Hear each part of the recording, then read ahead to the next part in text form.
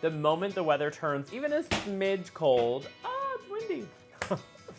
The moment the weather turns even a smidge cold, soup season is on here at Gingham Cottage. And to celebrate, I want to show you this really fun recipe for a spiced pumpkin soup.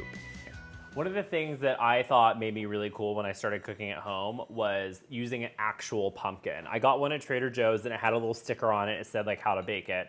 So I did it and people just thought that was like miraculous because I actually used a real pumpkin.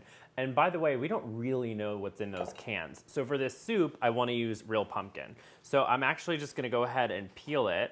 I'm using a serrated peeler, so it's a little bit stronger of a peeler just to get through the skin of a pumpkin, which is kind of major. But whatever, we're strong, right? We can handle it. Whew.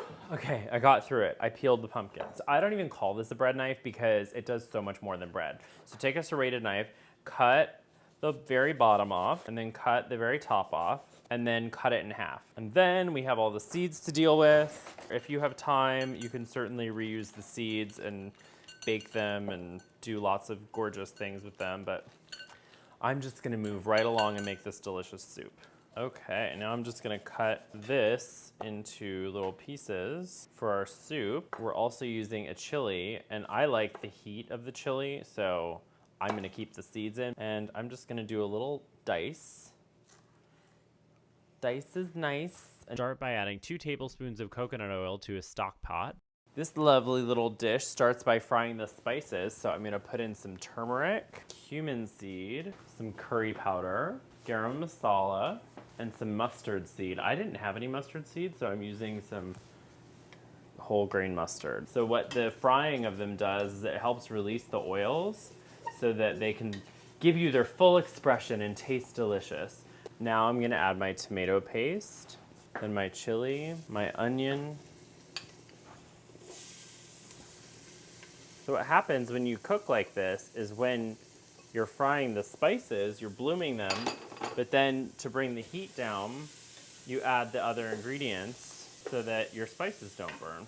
We're also gonna put in some ginger. Once these are softened, I'm gonna add my garlic. We do that so that it doesn't burn. Now we add the rest. So I have a sweet potato, some carrot, a waxy potato, 3 cups of fresh pumpkin.